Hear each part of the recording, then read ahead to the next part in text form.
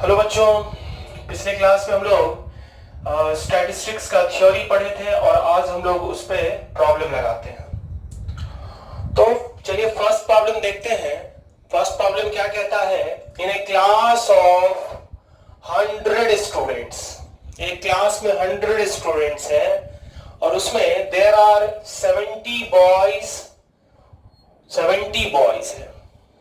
है कि नहीं। तो मान लेते हैं बॉयज है N1, बॉयज कितना है N1 इक्वल टू 70, ठीक है। Whose average marks in a subject are 75, average marks boys का एवरेज कितना है 75 दिया हुआ है। बॉयज है 70, उसका एवरेज दिया हुआ 75।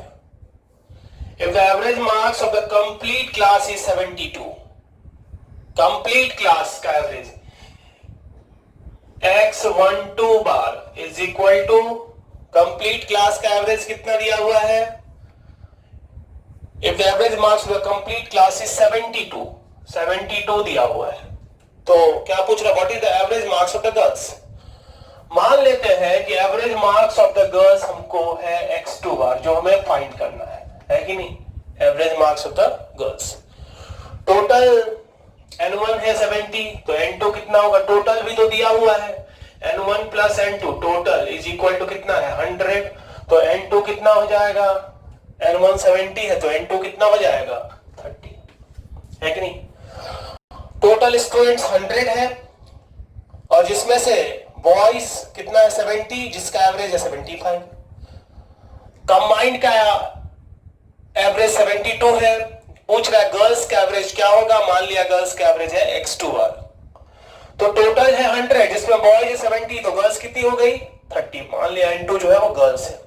अब हम जानते हैं क्या जानते हैं, x12 बार इज इक्वल टू कितना होता है N1 x1 bar plus N2 x2 bar by कितना N1 plus N2।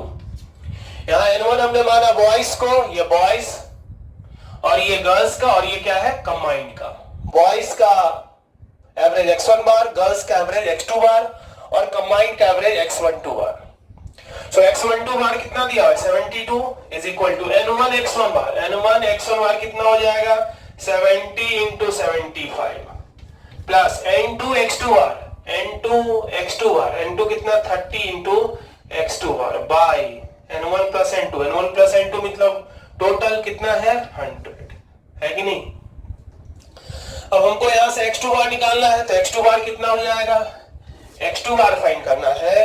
So 30 x2 bar is equal to कितना होगा 100 into 72 that is 7200 minus 70 into 75 0 5 50। तो यहां से x निकल जाएगा, x निकलेगा कि नहीं निकलेगा। x का वैल्यू हम लोगों को फाइंड करना है, तो 0 5 9 1, ठीक है। एक बार फिर से चेक कर लेते हैं, 0 5 5 10, दोनों 1 12 2 से 1 5 1 6 1 7। सो 30 x2 इतना आया, तो x2 इज इक्वल टू कितना हो जाएगा 195 0 बाई कितना 30, 0 0 कैंसिल, 3 6 18 15। सो x2 बार का वैल्यू कितना आ गया, x2 bar is equal to 65। बहुत ही आसान क्वेश्चन था। N1 टोटल स्टूडेंट 100 दिया हुआ था, N1 प्लस N2। बॉयज 70 है तो बॉयज को हमने N1 मान लिया। बॉयज का एवरेज है 75, तो x1 बार बॉयज का एवरेज माना।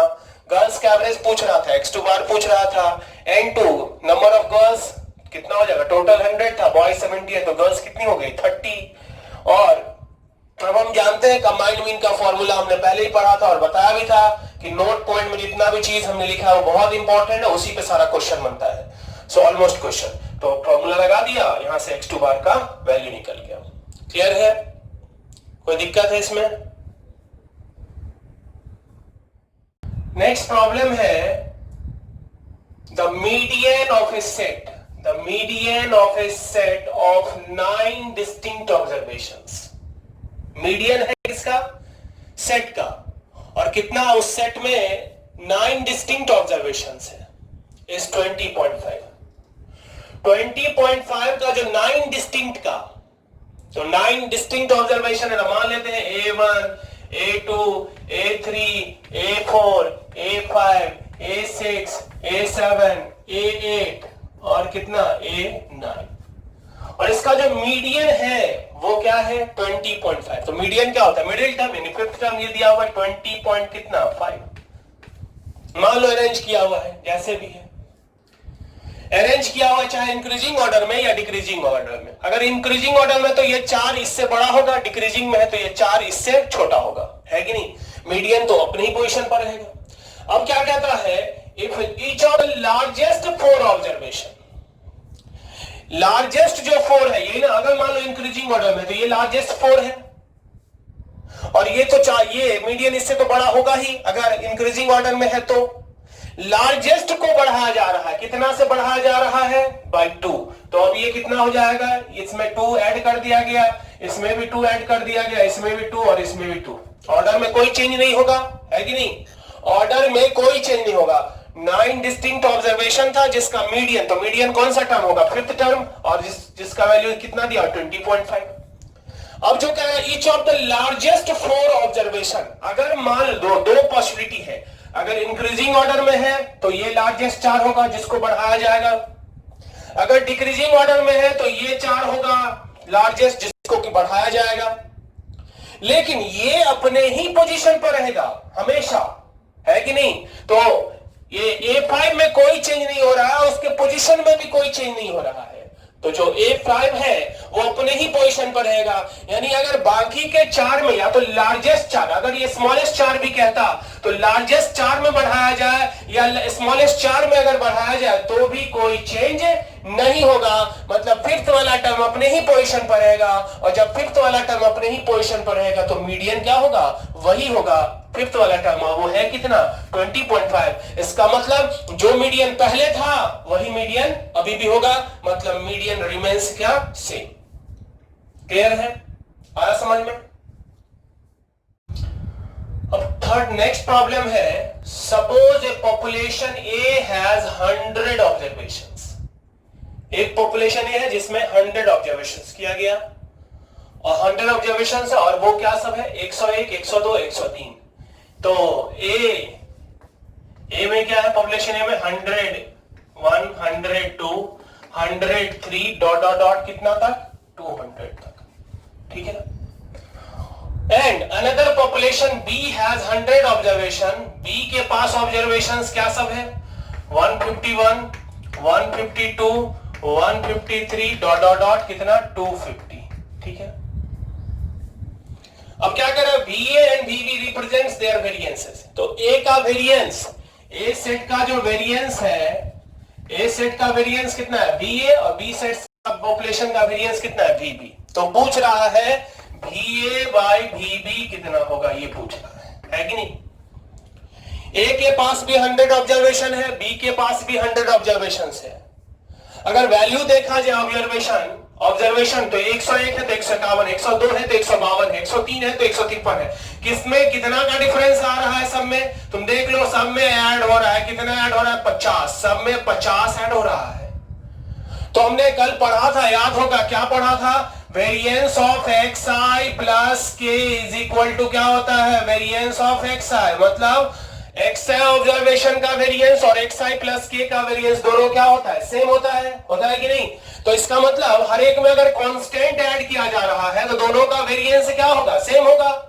सो VA की VA बराबर होगा कितना? VA बराबर VB होगा ना? कैसे?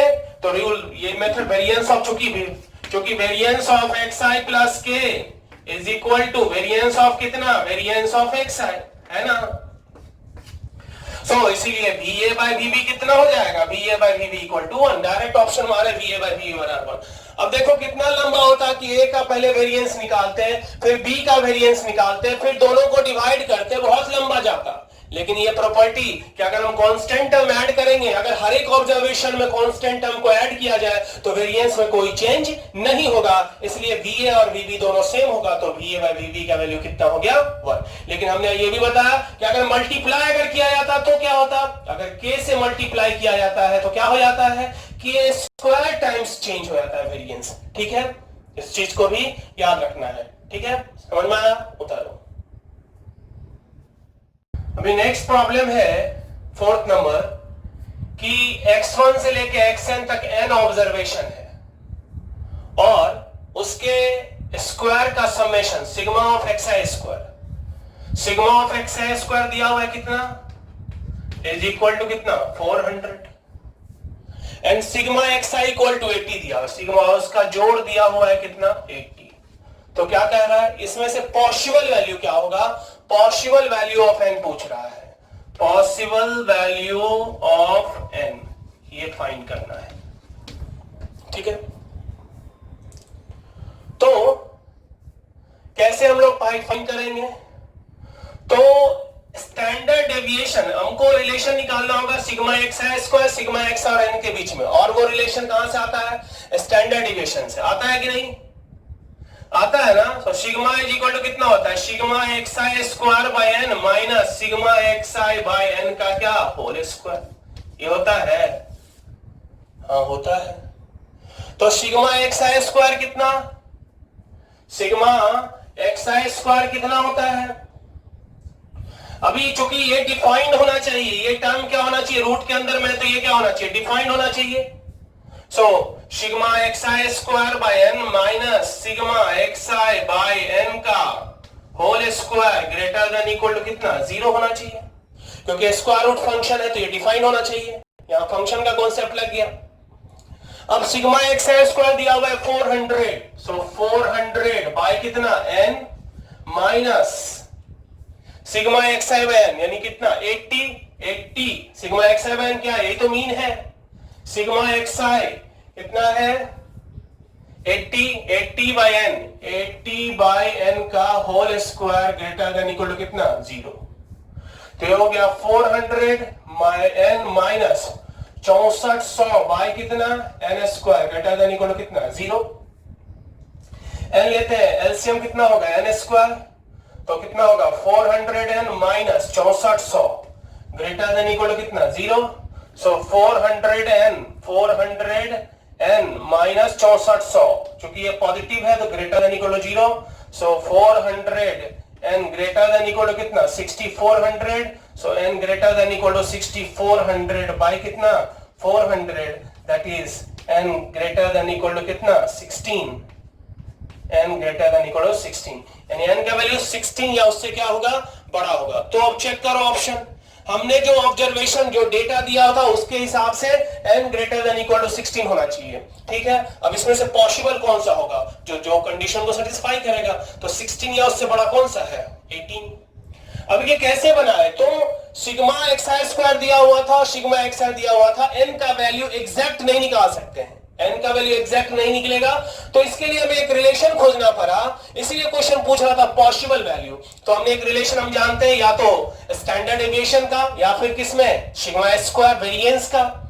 तो इसके हिसाब से स्क्वायर रूट फंक्शन है तो उसके अंदर का expression greater than equal to 0 होना चाहिए, या फिर दूसरा अगर हम स्क्वायर कर दें तो ये रूट हट जाएगा, और चूंकि जब लेफ्ट साइड स्क्वायर है तो राइट साइड वाला भी क्या होना चाहिए पॉजिटिव होना चाहिए। तो वेरिएंस से भी हम कर सकते हैं, अगर हम वेरिएंस यूज करते हैं तो सिग्मा स्क्वायर होता, तो लेफ्ट साइड में पॉजिटिव तो राइट साइड वाला भी क्या होता पॉजिटिव या 0, है कि नहीं। ठीक है, अभी नेक्स्ट प्रॉब्लम है For two data sets each of size 5, दो डेटा सेट्स है और दोनों का साइज कितना है 5। सो डेटा 1 और डेटा 2, दो डेटा सेट अपने पास है, each of size 5, n1 equal to 5, n2 इसमें मान लेते हैं नंबर ऑफ ऑब्जर्वेशन, साइज मतलब number of observation, each of size 5, the variances are given to be 4 and 5, यानी सिग्मा 1 स्क्वायर इसका वेरिएंस है 4 और इसका वेरिएंस कितना है 5। Variances are given to be 4 and 5, variances दिया हुआ है 4 and 5। And corresponding means are given to be 2 and 4. Means दिया हुआ है, यानी x1 bar is equal to कितना 2 and x2 bar is equal to कितना 4. तो क्या पूछ रहा है, variances of the combined data set, यानी हम लोगों को क्या निकालना है, sigma 1 2 square. So sigma 1 2 square बराबर क्या होता है, n1 sigma 1 square plus n2 sigma 2 square plus n1 d1 square plus n2 d2 square by कितना n1 प्लस n2, है कि नहीं. तो लोगों को क्या निकालना होगा, यहाँ d1 और d2 फाइंड करना होगा. सो उसके लिए पहले x12 बार निकालना होगा. x12 बार क्या होता है, n1 x1 bar plus n2 x2 bar by कितना n1 plus n2. So that is equal to n1 x1 bar, n1 5 है, x1 बार 2 है, तो 5 into 2 कितना हो गया 10 प्लस n2 x2 बार कितना 20 by n1 plus n2 10, that is equal to कितना 3. तो d1 बराबर क्या होता है, x1 बार माइनस x12 बार. तो x1 बार कितना दिया हुआ है 2 minus 3, that is equal to कितना -1.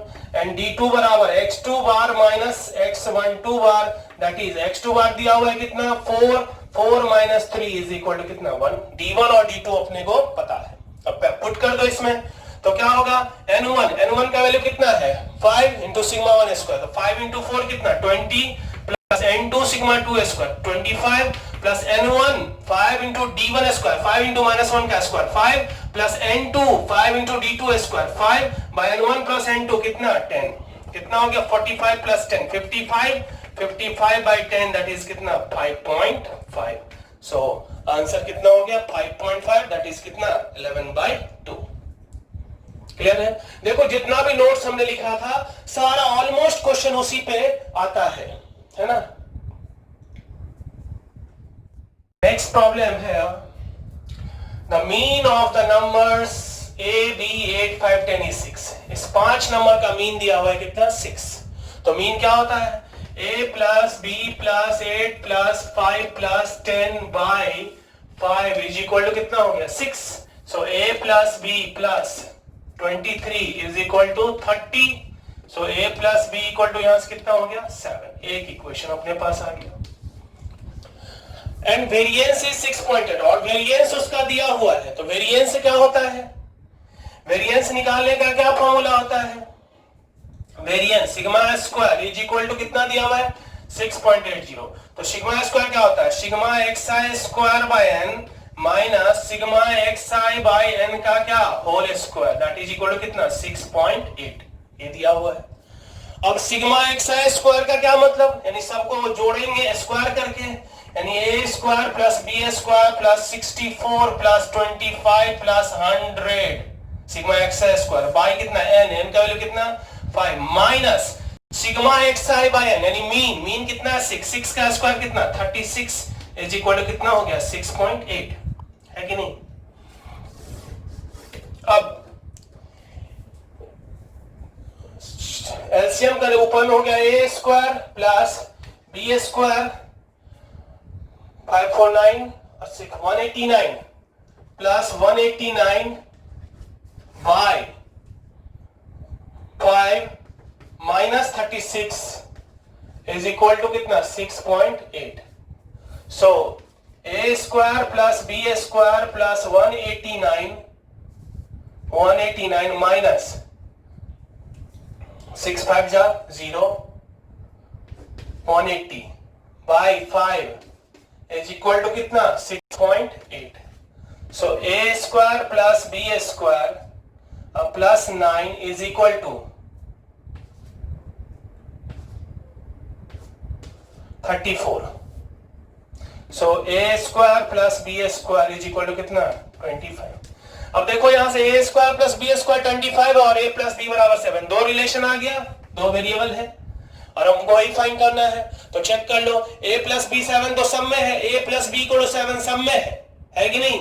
तो इस कंडीशन को सेटिस्फाई तो चारों कर रहा है, लेकिन a square plus b square बराबर 25 किस में है, a square plus b square equal 25 सिर्फ फर्स्ट ऑप्शन में ही है. क्लियर है. तो इस तरह से करेक्ट आंसर कौन सा हुआ फर्स्ट.